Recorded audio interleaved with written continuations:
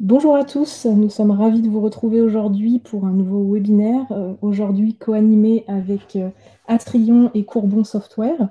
Ravis de vous accueillir, vous êtes déjà nombreux à vous être connectés, on va laisser quelques minutes que les autres participants nous rejoignent.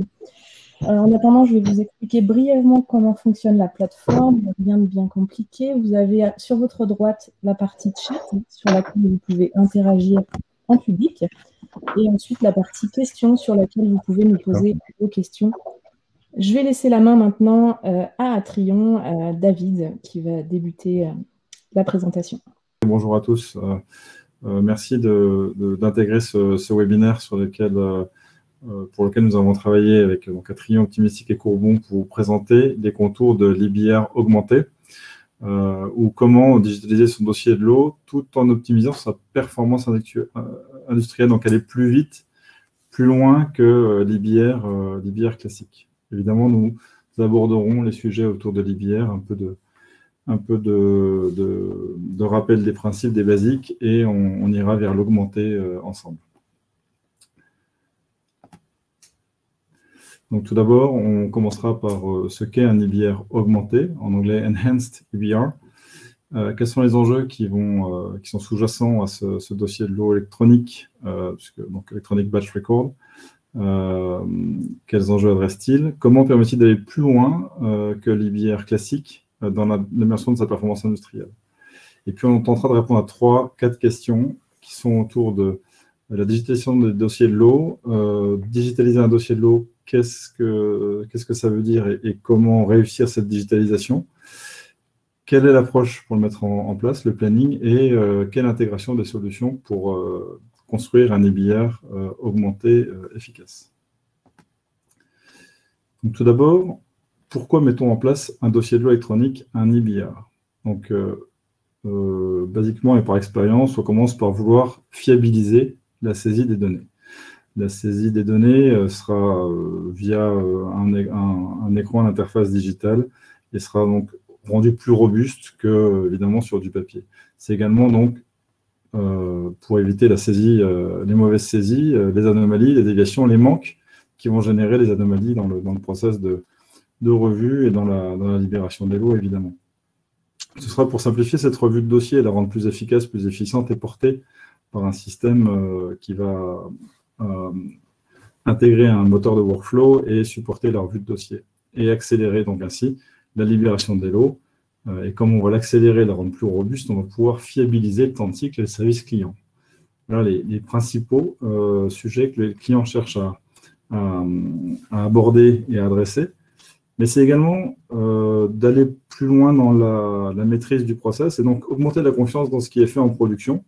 Parce qu'avec le papier, quand c'est fait, on sait que c'est fait. Quand c'est pas fait, on ne sait pas si ça a été fait ou pas. Donc on veut gagner en confiance.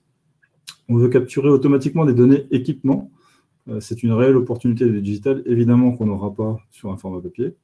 On veut également optimiser nos reporting, la revue qualité-produit, alors APQR, APR, RAP, c'est les acronymes bon train, mais l'idée c'est de simplifier la restitution, la synthèse et l'export de rapports. Et puis aussi pour se rendre plus attractif quand on est façonnier, par exemple, on veut améliorer l'attractivité et démontrer qu'on est plus robuste que d'autres compétiteurs vis-à-vis des clients. Et puis, bien évidemment, améliorer la compliance et la data integrity. Du coup, bonjour à tous. Donc, suite à cette introduction, l'idée, c'est de vous présenter justement qu'est-ce qu'un IBR traditionnel et pourquoi on a besoin d'un IBR augmenté. Donc, à travers ce petit schéma, c'était l'idée de vous présenter en fait le potentiel MATI qu'on pourrait atteindre. Et ce qu'on observe très rapidement sur ce schéma, c'est que l'IBR traditionnel, en fait, adresse qu'une partie simplement des enjeux métiers. Sur le volet performance, en effet, il va permettre de traquer les bons du premier coup, prévenir des déviations, un sujet assez correct. Par contre, on se rend compte que sur certaines thématiques un peu particulières, il ne répond pas du coup aux enjeux. Typiquement, par exemple, sur la conception, en fait, dans le juste niveau de données, vous allez partir d'un format papier, vous allez le digitaliser, et ce que vous allez faire, naturellement, c'est digitaliser tous les MUDA associés à ce document. Si la donnée n'est pas pertinente, elle ne sera pas plus pertinente dans un format digital que sur un format papier.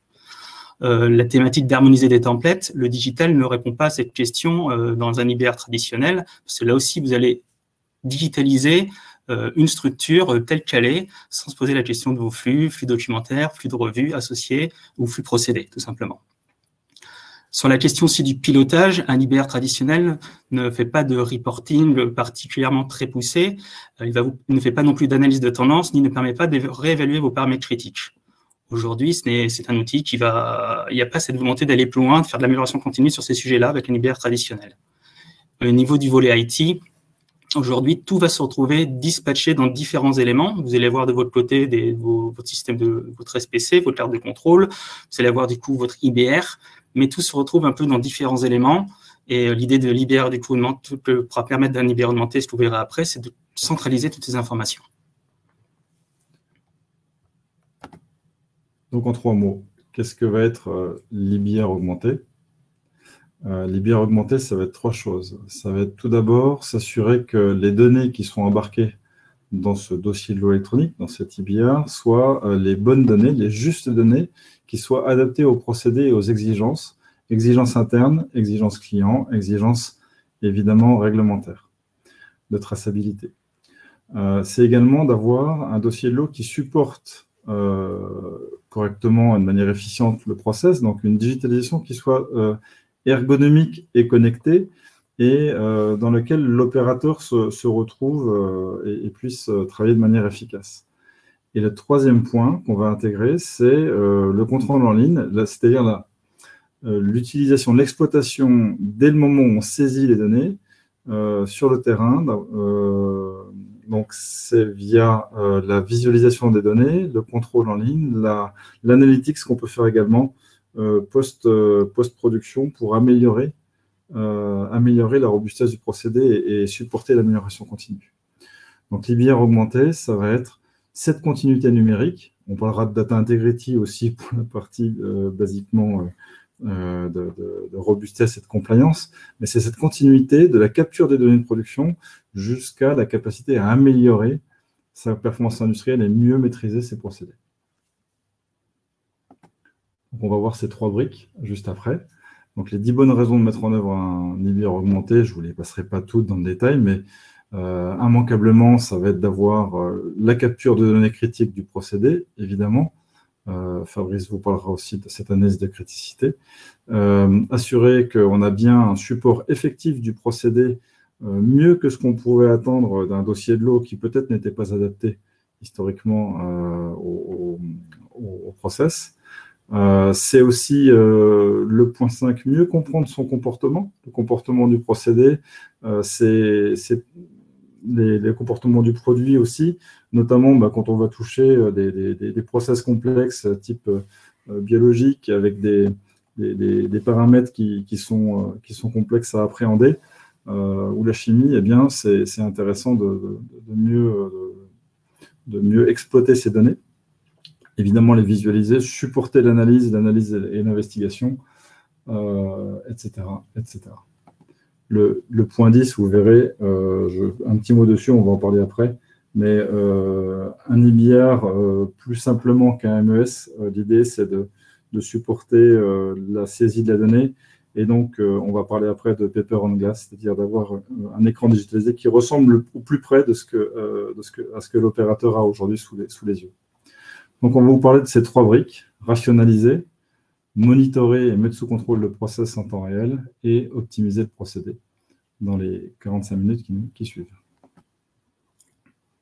Du coup, sur cette réflexion préalable à effectuer du coup sur son dossier de l'eau, dans l'approche de rationalisation de ces dossiers, c'est vraiment des vraies opportunités. La première, c'est identifier les paramètres critiques.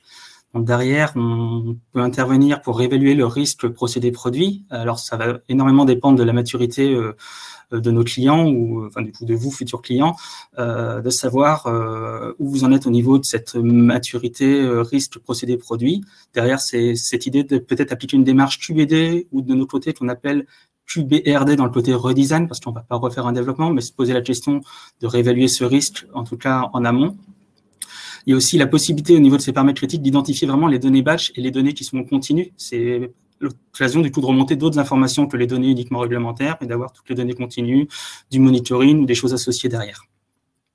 Au niveau de l'analyse de criticité, c'est l'occasion vraiment d'objectiver la criticité de vos données, de chacune de vos datas dans vos dossiers de l'eau. Je reviendrai un tout petit peu après sur l'exemple qui est à droite. De confronter finalement vos exigences et vos besoins terrain. Et en autre focus, pareil, je reviendrai sur cette notion d'unicité d'enregistrement de données. Et du coup, en point 3, c'est l'occasion vraiment de définir une structure de vos templates optimale, c'est-à-dire d'avoir un découpage, en tout cas, qui est vraiment synchronisé sur votre procédé et qui derrière va permettre de synchroniser finalement vos dossiers et vos sections et derrière de synchroniser un flux de revues associées pour accélérer la revue et la libération du dossier de l'eau. C'est aussi une occasion de considérer toutes vos déviations, tous les problèmes historiques et de se poser la question de comment le dossier de l'eau va pouvoir même les traiter, y répondre, ou se poser la question, est-ce que c'est pas plutôt en dehors du dossier de l'eau qu'on doit traiter ce genre de problématique? Et puis il y a aussi toute cette volonté d'améliorer l'ergonomie pour simplifier en fait le travail, comme on dit, terrain et revue. C'est qu'aujourd'hui, l'opérateur vit avec son dossier de l'eau, avec des working instructions, différents éléments qui sont éparpillés en différents endroits. Et il doit aussi remonter au sein de son dossier de l'eau pour suivre son process, aller par exemple en page 2 ou 3, relever des informations d'une heure, les reporter, ce qui n'est pas du tout évident. Donc l'idée, c'est aussi de simplifier cette ergonomie pour limiter en fait ces déplacements au sein du dossier de l'eau et là aussi faciliter aussi bien le travail sur le terrain que pour le processus de revue. Si on parle un tout petit peu de l'approche qui est mise en place, qu'on propose, c'est vraiment, on commence toujours par cette analyse du contenu et de la structure. Donc tout à l'heure, j'évoquais le terme d'objectiver la data. En fait, chacune des datas du dossier de l'eau, papier, on va dire, existant, on va lui poser un certain nombre de questions sur 3 grandes thématiques qui sont d'un côté le volet réglementaire. Est-ce que cette donnée, en fait, elle est nécessaire parce qu'elle a été déposée dans un dossier d'AMM, elle fait partie de la validation de votre produit, donc forcément, elle sera critique. On va aussi évaluer la donnée d'un point de vue technique. Est-ce qu'elle vous permet de générer un résultat, une conformité d'étape? Et un troisième niveau de question, avec différentes questions à chaque fois, bien sûr, sur ces thématiques, qui est la qualification de l'enregistrement. Et c'est celle-ci qui est très intéressante, c'est qu'aujourd'hui, les datas, elles sont multipliées dans plein d'endroits. Vous pouvez, par exemple, avoir des automates qui les remontent. Vous allez reporter cette data dans un dossier de l'eau avec le risque de reporting associé. Et l'idée, c'est qu'en fait, on veut s'assurer de l'unicité de la data. C'est-à-dire, elle arrive en un seul point, en un seul endroit dans le dossier de l'eau, et elle est fiable à ce niveau-là. Donc, une fois qu'on a posé cet ensemble de questions, ça nous permet d'avoir un niveau de criticité de ces datas, de derrière de commencer à proposer ce qu'on appelle un premier redesign d'un batch record et de s'aligner ensemble avec des principes directeurs, s'aligner au sein d'une équipe projet de qu'est-ce qu'on va vraiment du coup conserver ou supprimer parmi les questions qui peuvent être questionnables et juste aller du coup juste un prototypage intégral du batch record, donc dans le futur d'un prototypage d'un IBR complet et de réaliser bien sûr des tests terrain qui permettront aussi bien d'évaluer son efficacité et d'aligner derrière toutes les procédures associées. Un petit exemple de résultat présenté, c'est que, par exemple, ce que vous voyez sur les schémas, on a été capable de réduire de plus de 50% les datas initiales dans les dossiers qui ont subi, en fait, le processus de simplification documentaire et aussi le nombre de templates restants qui est passé, par exemple, de 250 à 40, comme vous voyez sur les exemples à côté. Donc, un sujet crucial par expérience pour des clients qui ont déployé des IBR sans passer par ce travail de rationalisation. Eh bien, on a des coûts de maintenance des recettes, un coût de maintenance des standards qui peut être exagéré, qui peut être énorme, même représenté, j'ai vu jusqu'à 4 ou 5 ETP. L'idée étant de prendre ce temps de rationaliser de manière à gagner du temps dans le déploiement, de l'énergie, de l'argent, évidemment, et gagner en maintenabilité, en pérennité du dispositif. Merci Fabrice, merci David. Donc on va parler aujourd'hui de comment on va réussir cette digitalisation des dossiers de l'eau. Donc on vient de voir un peu dans quelle démarche ça s'insère et comment on prépare cette activité de digitalisation des dossiers de l'eau. Pour vous donner une vue un peu globale de l'objectif, c'est de se dire comment on va répondre à ces exigences de performance industrielle au sens large. Et dedans, on inclut cette notion de conformité, de qualité qui est amenée par le BR. Mais également aller travailler d'autres sujets autour des consommateurs, de la productivité, de l'efficience, au travers d'usages. Alors, on a vu, on va voir des usages plutôt liés à l'exécution, donc c'est ce que vous avez sur la gauche de cette vue, qui va permettre de piloter le process, de structurer, de construire cette EBR réglementaire. mais également de voir comment cette donnée qu'on collecte, et c'est ce que vous avez en bas de ce schéma, où on va avoir donc la donnée qui va être collectée manuellement, mais aussi de la donnée qui peut venir des systèmes d'information industriels, des LIMS, etc. Comment on va aussi utiliser cette donnée autour de l'Advanced Analytics avec cette notion de du DBR Data Intelligence, comment on va utiliser cette donnée, la structurer, la transformer en information pertinente pour pouvoir activer les autres leviers de la performance industrielle au travers d'investigations, d'analyses pour comprendre, d'anticipation, de compréhension de la variabilité des process pour au final les optimiser. Et je vais passer la main à Bernard. Oui, bonjour. Alors, je suis Bernard Durand de Courbon Software. Ce que je vous propose, c'est d'évoquer maintenant quelques outils de digitalisation du dossier de l'eau. Avant de commencer, un premier constat, vous voyez à l'écran sur le document papier, essentiellement les documents issus de processus de remplissage papier posent un certain nombre de problèmes lorsqu'il s'agit de les exploiter.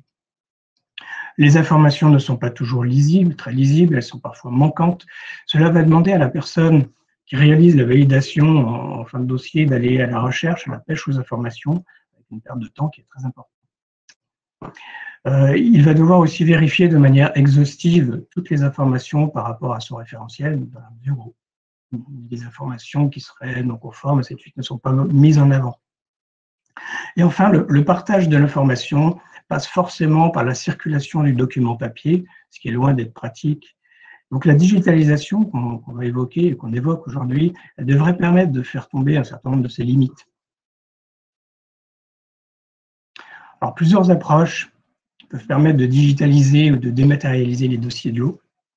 Nous proposons de les classer selon deux échelles qui sont le niveau de service apporté et l'effort à mettre en œuvre pour leur mise en place. Alors, si on commence par le bas, une solution plutôt basique va consister à scanner les documents qui auraient été préalablement remplis manuellement. Alors, on est ici sur un niveau de digitalisation très minimum, dans la mesure où aucune exploitation des données n'est possible autrement qu'en consultant les documents scannés. Cela permet au moins de sécuriser les modes de stockage. Alors, un autre niveau, une autre possibilité va être ce qu'on rencontre parfois, la ressaisie des paramètres critiques qui ont été saisis, qui ont été remplis sur le document papier. L'effort est très important, le niveau et le risque d'erreur aussi. Alors, les solutions Paper-Glass sur lesquelles on se focalise, notamment par la suite, elles vont permettre en fait aux utilisateurs de saisir les informations qui sont renseignées habituellement manuellement, mais sous un format digital. Alors, on atteint un niveau de service qui est intéressant, dans la mesure où toutes les informations sont recueillies au fil de l'eau, contrôlées, vérifiées, pour certaines acquises directement sur des équipements, des instruments. Elles sont immédiatement enregistrées dans une base et consultables par d'autres acteurs de l'atelier. Cela a l'avantage de réduire les changements aussi pour les utilisateurs, de la mesure où on reste sur un mode de remplissage qui est proche du mode opératoire habituel ou optimisé, tant qu'on l'a vu précédemment. Et c'est souvent une première démarche de dématérialisation et digitalisation adoptée par les laboratoires. Et enfin, pour aller plus loin, les solutions dites MES, elles vont permettre de digitaliser l'ensemble des process de production, process qui vont être modélisés sous forme de workflow, de recettes de type batch. Parfois, ça va permettre d'aller plus loin de l'automatisation. Ces solutions sont sophistiquées, et complètes, et nécessitent généralement un effort d'intégration beaucoup plus important. Si on se concentre un petit peu sur la solution Paper-Glass, voici les grands principes de la solution sur laquelle on s'appuie. C'est une approche documentaire. En effet, le point d'entrée pour la digitalisation des documents va être le mode opératoire qui est utilisé en production, en 1 sur le schéma. Directement dans ce document, au format Word, nous allons ajouter des champs dits intelligents, qu'on appelle parfois balises aussi dans notre jargon, des champs de saisie, là où était demandé aux utilisateurs de renseigner une information au niveau du papier. Ces champs vont contenir la description de l'information attendue afin de pouvoir réaliser les contrôles au moment où l'utilisateur le renseignera. On crée un master en 2 sur le schéma. Un mécanisme d'approbation, de mise en production est proposé en 4 sur le schéma, afin que les flux d'approbation des documents suivent l'organisation habituelle dans le laboratoire. Et derrière l'outil, il y a bien sûr une base de données dans laquelle seront enregistrées toutes les manipulations, les saisies utilisateurs, tout ce qui s'est passé au moment de remplissage également, en 3. Enfin, les documents électroniques sont accessibles en simultané sur l'ensemble des postes des utilisateurs autorisés, favorisant ainsi le partage d'informations.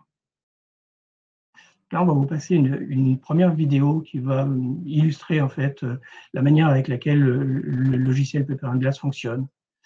Donc là, typiquement, on passe déjà par la saisie. L'opérateur, l'utilisateur va devoir renseigner les informations qui vont lui donner droit en fait à un certain nombre de choses dans l'outil.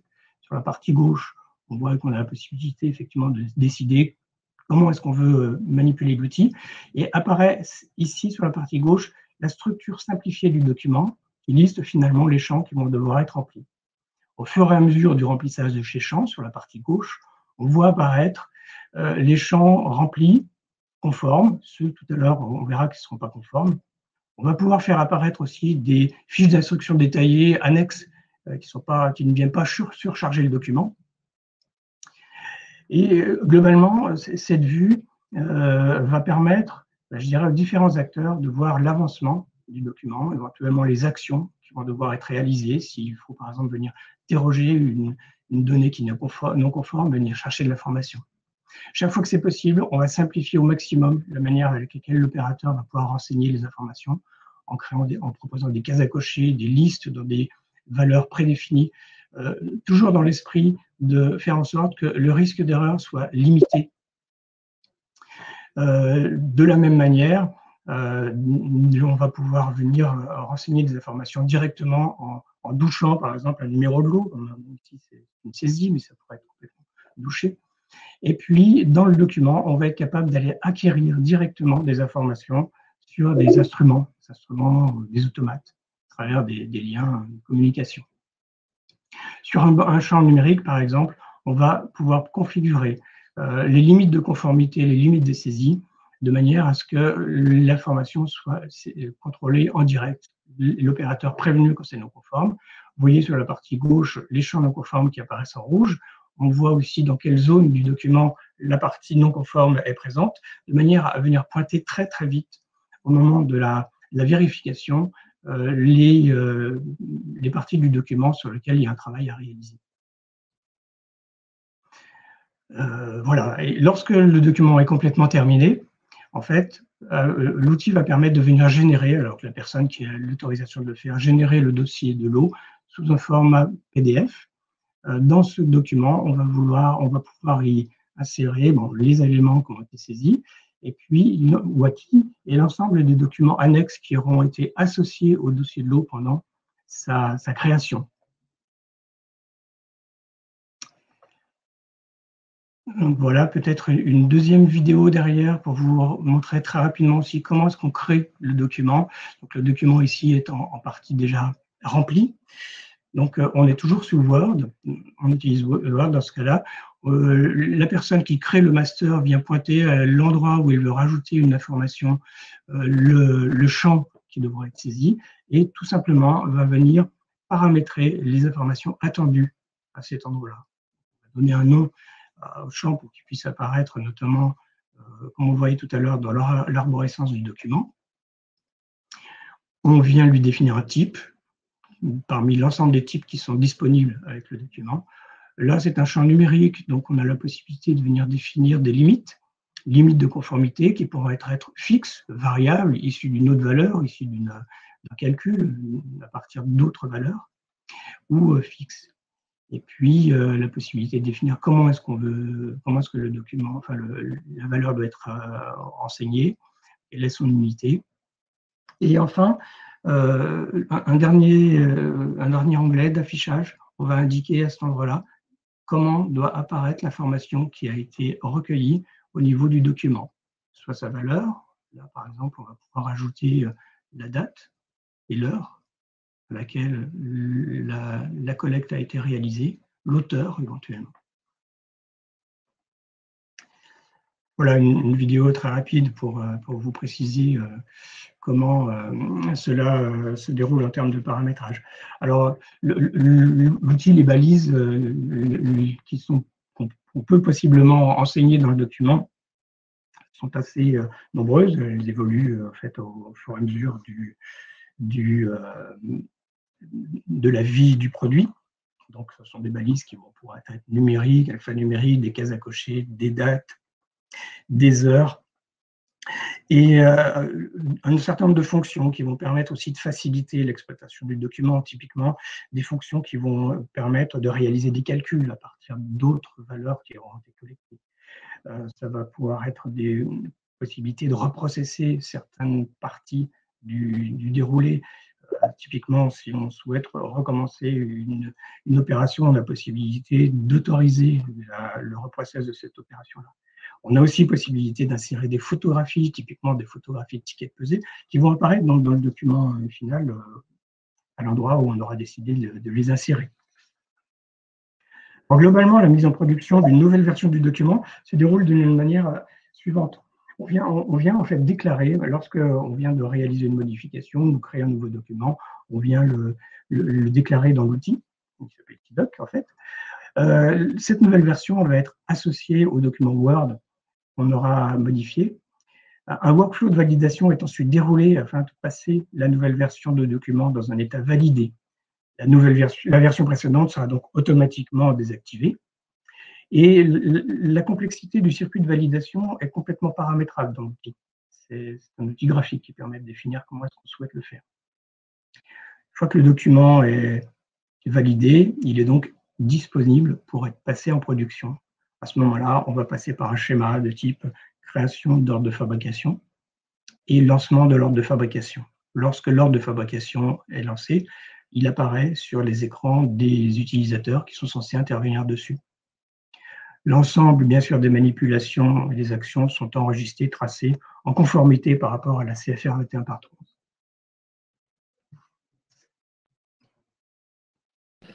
Merci Bernard. Merci Bernard. Donc, je vais maintenant vous parler de comment on va tirer parti de ce travail de digitalisation qui a été réalisé pour travailler sur la performance. Et pour commencer, donc on va être dans une démarche qui correspond un peu au cycle classique d'amélioration continue. Et donc l'idée, c'est que l'EBR Data Intelligence, comme on l'a nommé, vienne soutenir cette démarche d'amélioration continue, sachant que toute la partie réglementaire a été présentée par ce qu'a présenté, du moins, est traitée par ce qu'a présenté Bernard sur l'EBR.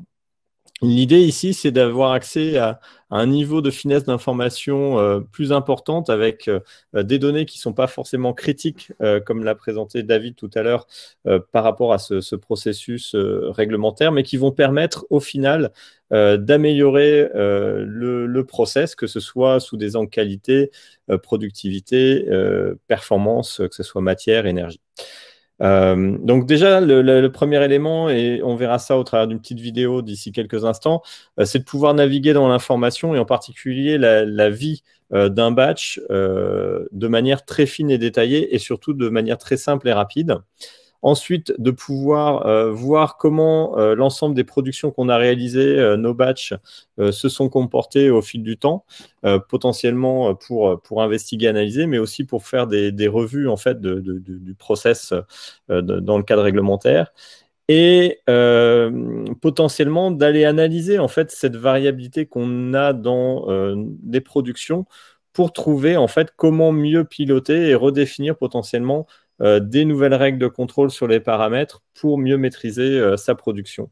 Et là, revenir dans les démarches de contrôle statistique de process pour boucler la boucle de la maîtrise des procédés. Alors, je vais vous présenter une petite vidéo également. Un petit instant, ça va arriver.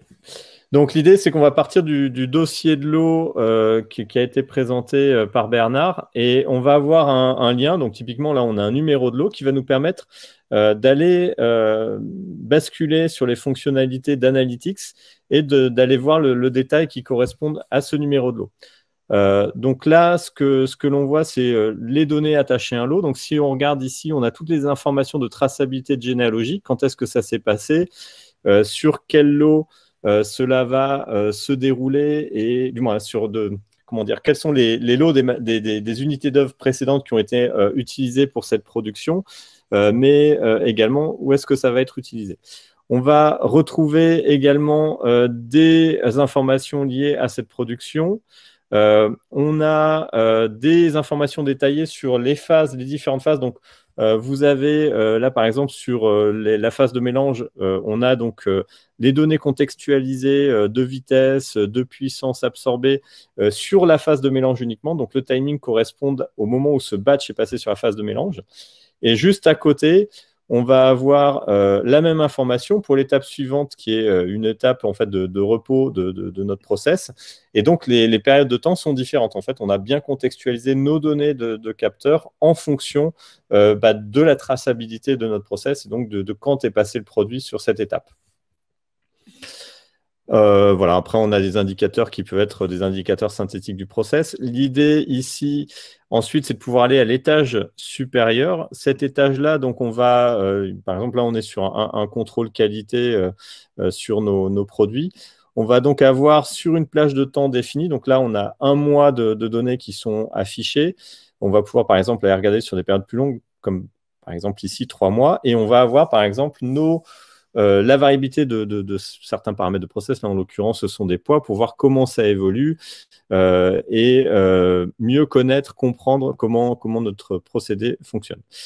Ensuite, on va par exemple ici avoir des analyses où on va pouvoir voir en fait quelles sont par exemple les positions dans une étuve, en l'occurrence, qui génèrent des défauts, par exemple.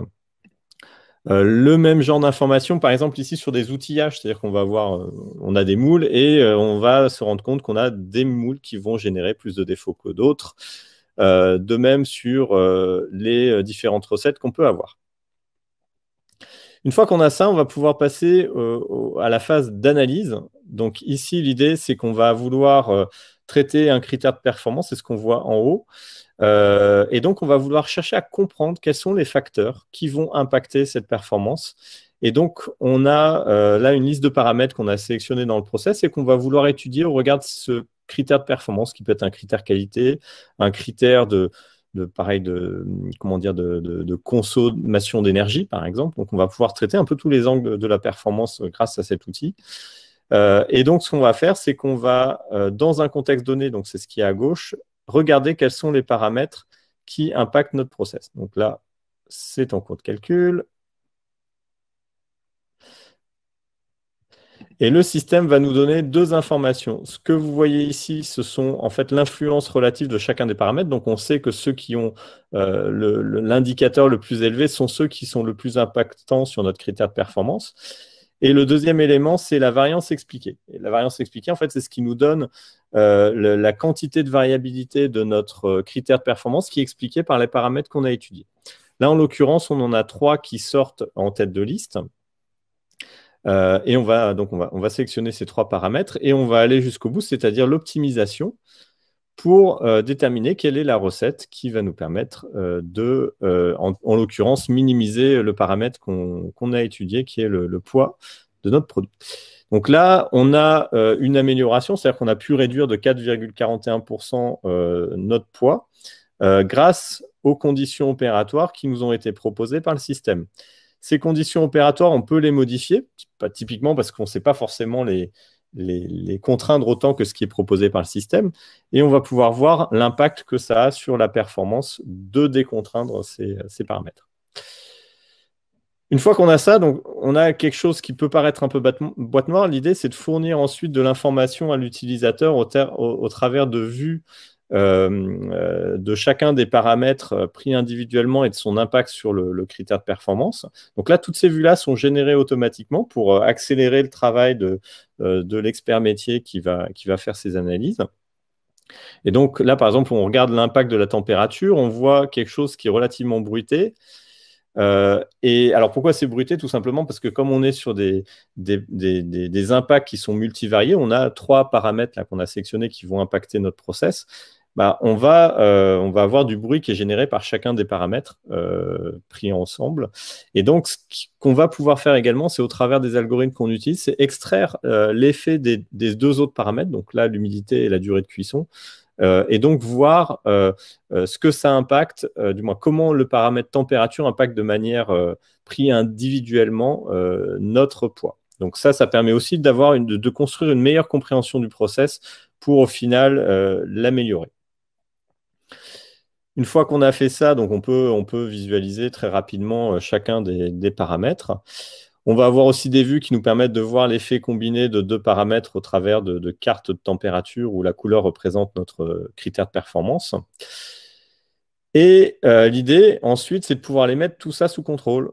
Donc, on va pouvoir construire des cartes de contrôle qui vont servir en production pour l'utilisateur. Donc là, vous avez des cartes de contrôle classiques. On peut aussi représenter les choses sous forme de jauge ou de distribution. Mais également, comme vous le voyez en bas, on va pouvoir calculer les indicateurs spécifiques à ces cartes, que ce soit des CP, des CPK, etc. Mais également aussi regarder de l'alerting avec les règles d'alerting SPC. C'est ce que vous voyez avec la liste en bas au centre. Et voir en fait sur une période donnée quel est le pourcentage du temps où on sort de nos différentes limites de contrôle. On va pouvoir également gérer des détections d'alerte de type SPC, soit par dépassement de seuil sur un nombre de points consécutifs déterminé, ou regarder typiquement si on a un nombre de points consécutifs dans la même direction ou du même côté de la cible, par exemple déclencher des alertes automatiquement. Alors, cette vue-là, elle est intéressante et l'intérêt de ce qu'on fait dans la solution, c'est qu'on peut aussi la rendre dynamique. Donc, on va regarder le process sur une période un peu plus longue. En l'occurrence, ici, on a une semaine de données et on voit que les limites de contrôle changent à la fin de la première journée, puisqu'en fait, on a changé de recette de production et donc le système a automatiquement adapté les limites qui sont affichées à l'utilisateur à l'issue du changement de production. Voilà. On va revenir à la présentation.